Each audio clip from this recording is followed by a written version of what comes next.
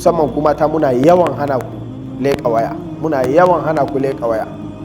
Kuma wallahi ni ban taba ganin matar da ta ɗauki waya ta leƙo kuma ta leƙo alheri ba.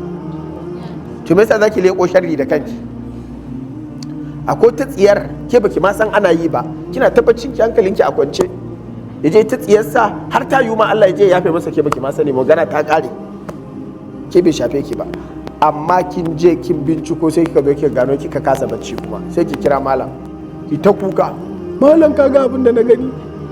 Ya zan yin gani, hankali na a kwance. Wallahi da gaske galibin ku mata, ke abin da kike so ki gano fa wani abu ɗaya ne sai kika gano guda 5. Ke abin da ba kiya so ki gani shine shi yana chat da wata ko yana neman aure, galibi shi ne damuwar.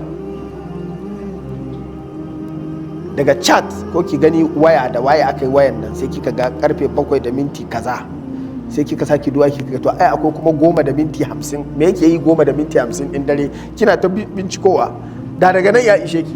Wannan ba ruwa na magana ta kare, wannan magana ta fi karfi na. To sai kika ci gaba, sai ka fara ganin hotuna. Ina ne inda yake boye hoto, sai kika leka, kika bude password din sai kika leko. Shikenan kuma ta gano abin da ba ta so. Shikenan. Saboda galibin mutumin da ya sa wani a gaba zai masa hisabi, to sai a jarrabe shi abin da yake mummunan nan sai a bashi, shi kuma sai ransa ya baci. Wancan shi bai ma san kina yi ba, kin je kin kasa bacci, kina ta damuwa. Don Allah ku daina leƙe-leƙen wayoyin mazajen ku. Ni dai experience ina a da'awa da amsa fatawoyi, wallahi ban ga abin da yake wahal da mace a duniya kamar ki rinka aikin yana can bai ma san me yake ba, kina ta bincikensa, ki je ki gano abin da ƙarshe sai ya kashe miki auren ma. Kuma ƙarshe wadda kike ganin nan ƙarshe sai ta zo ta yi, kun yi wrestling, sai ta zo ta kada ki, duk damuwarki a kanta ne. To kuma a kanta shi kuma namiji, in kika ce zaki masa irin wannan titsiyan, to ƙarshe sai ya nuna miki cewa ya fi ƙarfin ki, shi ya auro ki ba ke ka auro shi ba, sai ya kore ki kuma ya kawo ta. Kuma ke ta yi kin fita, ke mata arziki ce, ke baki yi tsiyar da ta yi kafin ta yi aure ba, yanzu kin kashe shi, kin kashe ta, kin kashe kanki.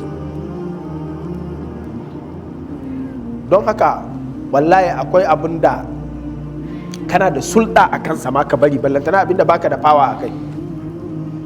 Sayyidina Umar ya fito shi da Abdurrahman bin Auf, suna cikin tafiya sai ya ji wani wuri ana dan wani kaɗe-kaɗe. Kaga shi yana da power da zai je hana, sai cewa Abdurrahman ka san wannan meye ne? Sai Abdurrahman ya ce a ban sani ba.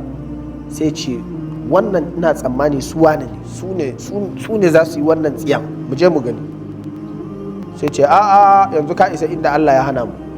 Allah ya ce wala tajassasu, kar ku bincike, don haka ni na tafi. Sai Umar jikinsa ya sanyi, sai ce jike na mutum bar su.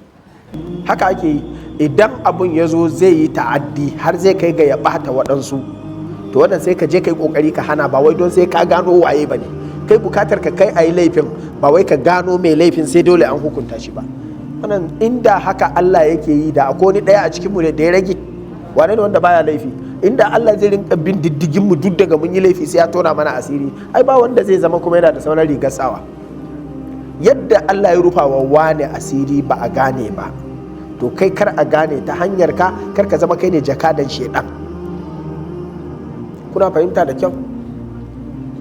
Ba ruwanka da abin da wani yake ciki, ka yi ta kanka kawai. Idan ka ga wani abu mummuna ka ce Allah ka yafe mawa ne, ni kuma Allah ka tsare ni. Shikenan, idan ka ga abun ya fara bayyana zai bata ka, sai ka rabu da shi. Amma ba dole ka je wai sai ka nemi ka gaya ma wasu, ko ka nema sai ka yi screenshot sai ka tara shi.